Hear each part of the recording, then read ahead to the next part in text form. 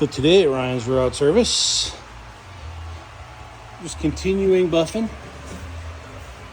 This is the passenger side quarter panel.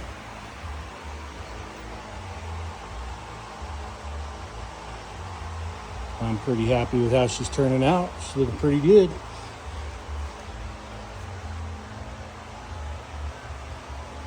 It's a nice reflection.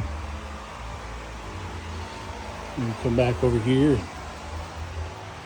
Jody's been working on this side. Hopefully I'll have that polished later today.